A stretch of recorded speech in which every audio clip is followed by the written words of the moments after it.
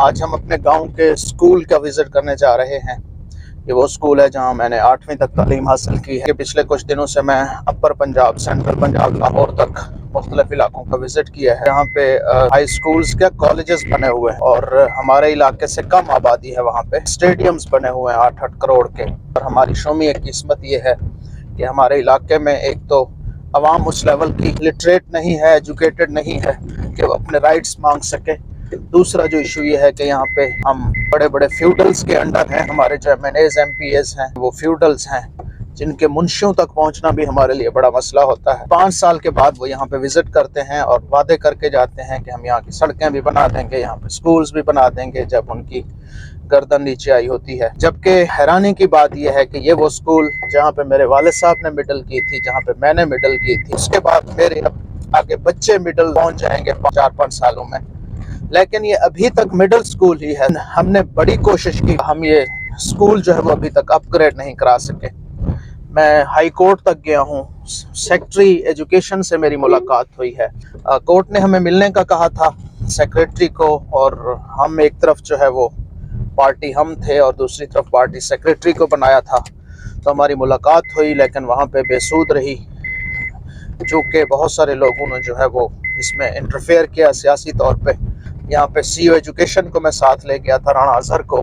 CEO education ने बाकायदा यहाँ पे एडमिट किया कि आपका स्कूल जो है वो सफिशिएंट बिल्डिंग ग्राउंड्स की बेसिस पे बिल्कुल हाई स्कूल बनाया जाना चाहिए। लेकिन जब हम सेक्रेटरी के पास हमारी मीटिंग थी और हम वहाँ पहुँचे तो वहाँ पे ये मुकर गए, जनाब ये बिल्डिंग सफिशिएंट नहीं है। शायद किसी साहब की कॉल आई थी और वो हमने कंफर्म भी की थी। लोग जानते हैं हमारा इलाका जो है वो बहुत ही पीछे जा रहा है। यकीन मानिए कि ये हमारा मिडिल स्कूल है जी, मेरा आबाई स्कूल जहाँ पे मैं पढ़ता रहा हूँ। तो इस वक्त जी हम अपने आबाई स्कूल में हैं। बड़ी खुशी होती है अपने स्कूल में आके। सरमाया हैं ये इदारे जहाँ से हम पढ़े हैं। अफसोस की बात यह है कि मैंने मिडिल तक पढ़ा है, उसके बाद यहाँ पे तालीम हासिल करने के लिए बच्चों के पास जो है वो कोई फैसिलिटी नहीं है। तो मैं इस वक्त आपको दिखाता हूँ कि सफिशिएंट बिल्डिंग ग्राउंड्स पे ये काफ़ी है। ये इदारा, इसके जो कमरे हैं और इसके जो ग्राउंड्स, तो जाहिर है बहुत सारे ऐसे स्कूल्स हैं जहाँ पे ग्राउंड्स नहीं हैं। शहरों में अक्सर स्कूल्स के ग्राउंड्स नहीं हैं, बल्कि प्राइवेट सेक्टर के आप देखें ग्राउंड्स होते ही नहीं हैं।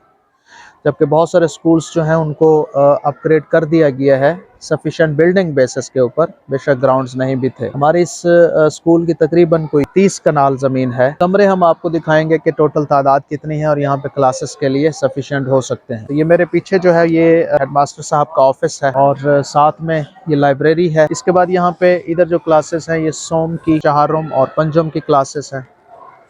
आ जाए। इस तरफ पार्किंग एरिया है और वाशरूम्स की तादाद भी काफ़ी है, जो कि एक हाई स्कूल के लिए होती है। कितने हैं सर वाशरूम? 8-9 है। हाँ, तकरीबन 8-9 वाशरूम्स हैं। ये कंप्यूटर लैब है और इस वक्त ज़ाहिर है क्लास का टाइम नहीं है, तो इन्होंने इसको ऑफ किया हुआ है। हाँ जी बच्चों, ठीक हो? खैरियत से हैं? किस इलाके से हैं बेटा आप? कोट कुतुब से। हाँ जी, तो ये तकरीबन 2 किलोमीटर दूर से हैं। आप बेटे कहाँ से हैं? कोट कुतुब। हाँ जी, बस्ती बंगला, ये भी तकरीबन 2 किलोमीटर का फासला है, 2 से 2.5 किलोमीटर का फासला है। ये 7th क्लास है। कैसे हैं बेटे, ठीक हैं? कौन है जो दूर से आया है? आप किस बस्ती से हैं? बस्ती फतेह मोहम्मद, तो 2 किलोमीटर दूर है यहाँ से। आप बंगले से। आप तो ये सारे बच्चे जो कि 2-2.5 किलोमीटर दूर से आए हैं, और मतलब कि ये जो स्कूल है ये कोई 2 से 3 किलोमीटर रेडियस के अंदर जितने भी बच्चे हैं, कोई तकरीबन 50 से 60 हज़ार की आबादी है, वहाँ से ही आते हैं और इल्म हासिल करते हैं। लेकिन इनके फ्यूचर का सवाल है कि 8वीं के बाद आखिर ये कहाँ जाएंगे। बैठ जाएं बेटे। 8वीं के बाद इनको फिर जो दूर स्कूल पड़ता है वो तकरीबन 7-8 किलोमीटर पे है, जो अमीनगढ़ हाई स्कूल है। सर कैसे हैं आप? क्या है भैया? आप सुने, ठीक तशरीफ रखें। आप बैठे, आप बैठे बैठे, मैं बात कर लेता हूँ, आप बैठे। हाँ जी बेटे, कैसे हो? तशरीफ रखें, बैठे। पहली बात तो यह है कि आपको मुबारक हो कि आप कम से कम 8वीं तक पहुंचे हैं, 8वीं क्लास तक आ गए हैं। लेकिन इससे आगे क्या प्लान है फिर? कौन कौन आगे पढ़ाई जारी रखेगा? कहाँ जाएंगे? अमीनगढ़। अमीनगढ़ मेरे ख्याल में 7-8 किलोमीटर है यहाँ से। अगर आपको यहीं पे हाई स्कूल मिल जाए तो कितनी खुशी होगी।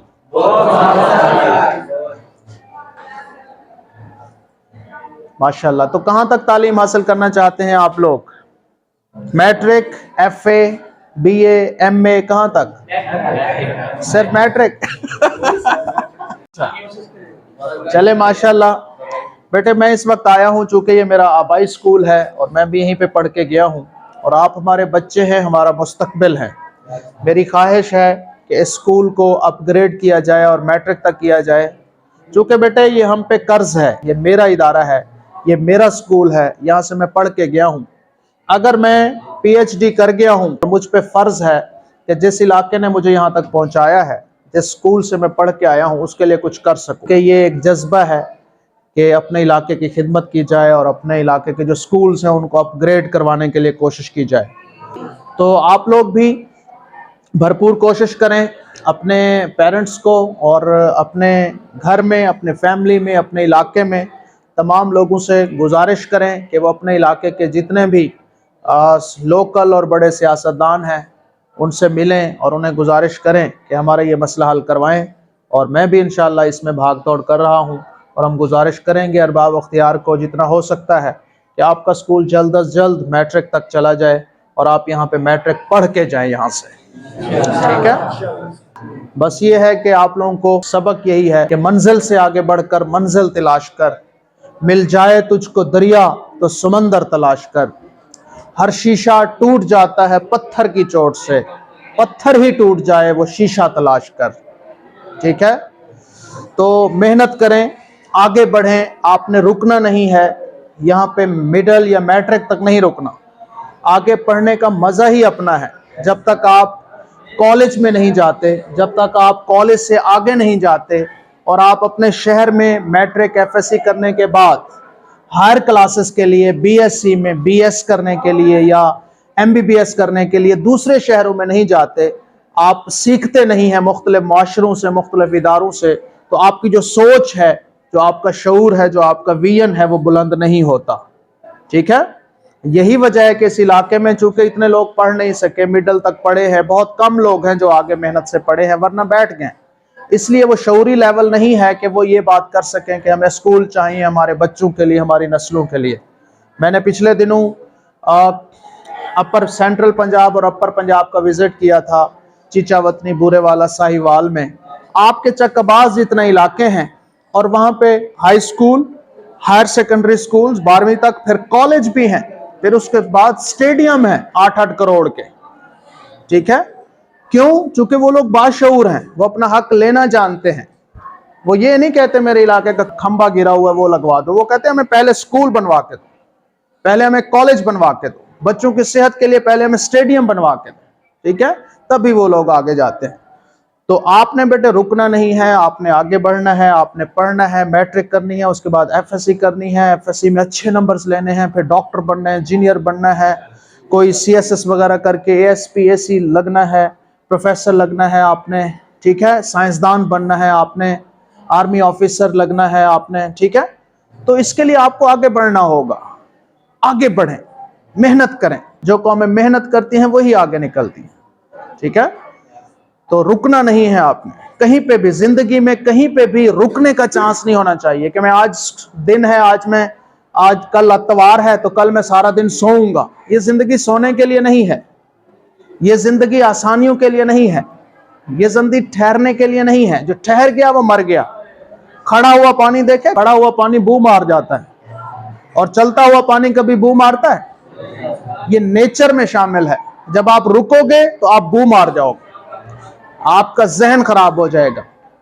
बढ़ते रहें, रोजाना कोई ना कोई काम हो, मेहनत करते रहें आप। और मुश्किलात आती रहती हैं, मुश्किलात आती रहती हैं, मुश्किलात जिंदगी का हिस्सा हैं। याद रखें, जो मुश्किलात से नहीं ना गुजरा उसने सीखा ही नहीं है। जब मुश्किलात आए तो बैठ ना जाएं, परेशान ना हो जाएं, वावेला ना करें।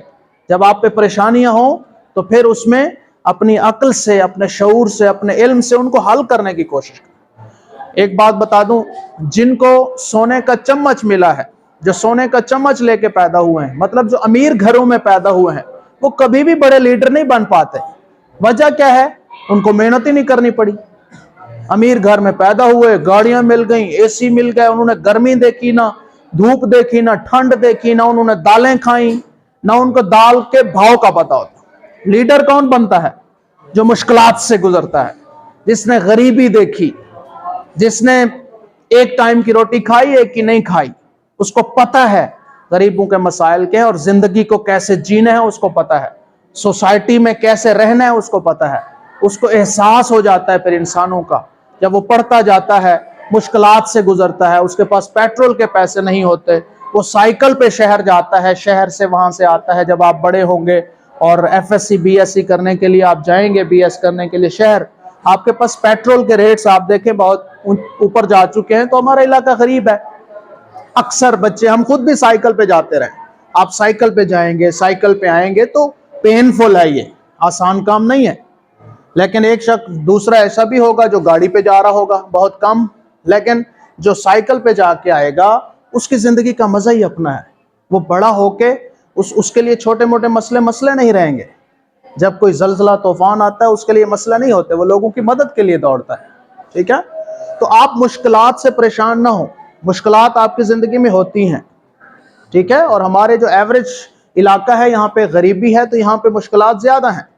तो मुश्किलात से ना घबराएं। आपके वालिदैन गरीब होंगे, वो पैसे के लिहाज से गरीब होंगे, दिल के लिहाज से गरीब नहीं है। तो ये जी आप स्ट्रेंथ देख रहे हैं, यहाँ पे हमारे मिडिल स्कूल के ये 8वीं के बच्चे हैं, और बहुत सारे बच्चे ज़ाहिर है शऊर ना होने की वजह से यहाँ पे 8वीं के लिए भी नहीं आ सके। तो ये बच्चे इस वक्त जो है वो प्रोटेस्ट कर रहे हैं और ये चाह रहे हैं कि आगे मैट्रिक की क्लासेस भी यहाँ पे लगाई जाएं, ताकि तालीम का हर्ज ना हो, और ये भी जिस तरह बाकी लोग आला तालीम हासिल करते हैं और विलियनेयर हो जाते हैं और बाशऊर हो जाते हैं और अच्छी पोस्टों पे जाते हैं और अपने ख़ानदानों को और अपनी नस्लों को संवारते हैं, तो इनका भी उतना ही हक है जितना सेंट्रल पंजाब के लोगों का है, जितना अपर पंजाब के लोगों का है, जितना उनकी नस्लों के उनके बच्चों का हक है, इनका भी उतना ही है। तो मेरी अरबाब इख्तियार से गुजारिश है कि इन पर रहम करें, मेहरबानी करें, इन बच्चों को और इन ख़ानदानों के ऊपर रहम करें।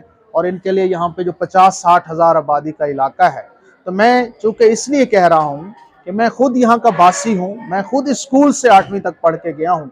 तो हम बहुत कम लोग हैं, शायद इस इलाके में 4-5 लोग ही होंगे जो 20-25 सालों के अंदर ग्रो करके किसी लेवल पे पहुंचे हैं।